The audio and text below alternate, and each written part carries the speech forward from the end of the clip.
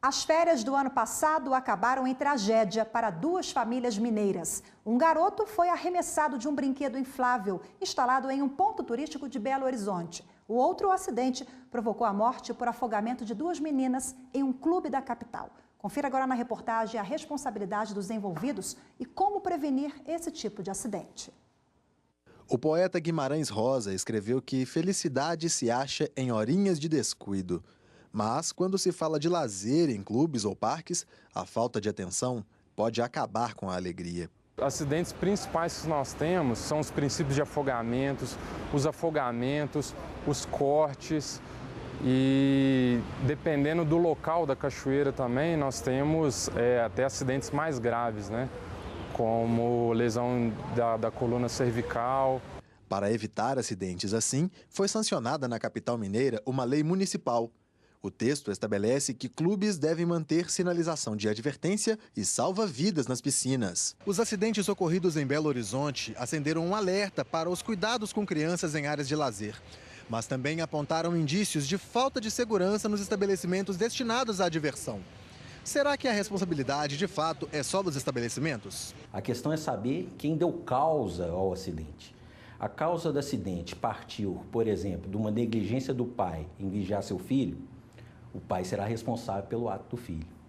A causa do acidente partiu em razão de uma negligência do estabelecimento em não gerar segurança para a criança que estava lá, a responsabilidade será do estabelecimento. Muitos pais colocam aquelas boias de braço e aquilo traz uma falsa impressão de segurança, que mesmo com as boias as crianças podem afogar, porque elas vão manter o corpo flutuando, mas elas podem projetar a cabeça para frente e vir aspirar a água, né, e acabar se afogando.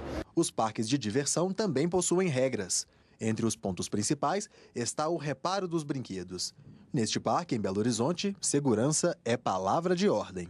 Nós fazemos manutenção preventiva, seguindo um checklist semanal que foi elaborado pelo engenheiro que é responsável.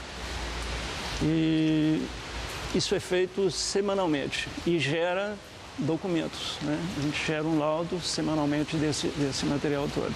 Além da manutenção, há placas orientando se o cliente tem a altura ideal para entrar no brinquedo e esclarecendo o que é proibido. E, é claro, vale seguir a dica de quem entende do assunto. Se observar falta de cuidado com os brinquedos, desconfie. O brinquedo tem que estar bem conservado, pintado, nível de ruído, né? Tranquilo, porque se tiver com um ruído muito alto, estalos e coisas assim, há de se preocupar. Fique atento, porque mesmo se tratando de espaços destinados ao lazer, com segurança não se brinca.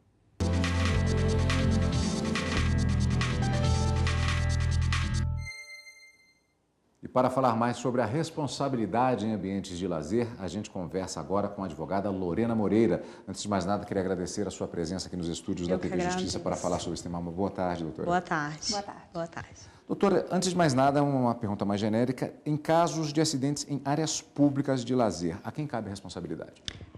O acidente ele deve ser verificado caso a caso, se a responsabilidade foi por parte da própria vítima ou do pai, né, da criança, como passou na reportagem, ou foi uma omissão por parte do órgão, do clube ou até por parte do Estado, que tem o dever de fiscalizar.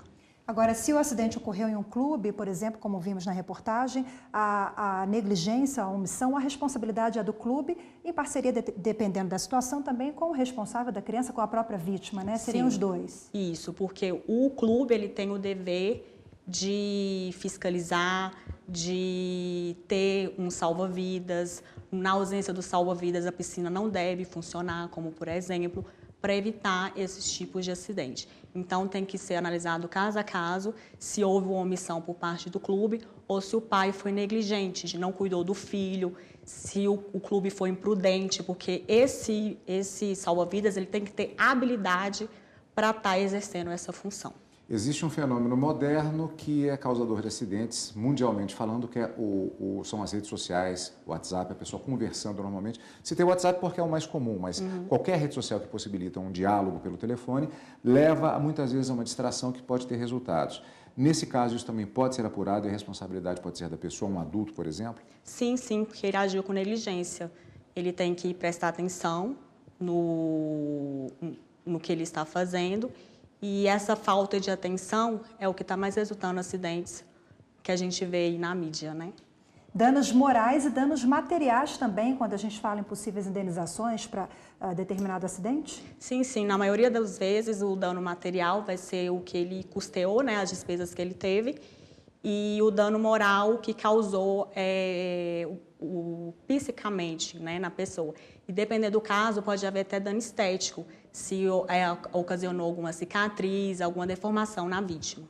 No caso, por exemplo, de parques ou brinquedos, como vimos inclusive na reportagem também, já foi esclarecido a questão da necessidade de manutenção do equipamento, mas também a operação do equipamento e também, né, um funcionário que faça a orientação da colocação das pessoas nos brinquedos, por exemplo, montanhas russas. É necessário e tem que ser fiscalizado se há uma pessoa responsável por isso e que os operadores sejam credenciados. Sim, sim. Isso tem que ser fiscalizado, tem que haver uma fiscalização por parte do município, né? E até do responsável pelo parque. E lembrando que esses parques têm normas a serem seguidas, até a pessoa que for utilizar o parque, ele tem que ser negligente. Tem altura específica para estar no brinquedo, questão de idade. Então, isso tudo tem que ser cumprido, não só por parte do responsável do parque, como também por parte de quem for utilizar o brinquedo. Alguns estados, como Rio de Janeiro e São Paulo, por exemplo, né, eles editaram leis locais que versam sobre a presença de um guarda-vidas na piscina, em áreas de condomínio, né, em clubes, por exemplo, também. Essas iniciativas, claro, são excelentes, de iniciativas dos estados, porque essa lei não é da União, né? Não. É responsabilização dos estados mesmo. Mas a fiscalização também é fundamental. Não adianta só a edição de leis sem o acompanhamento, não é isso? Sim.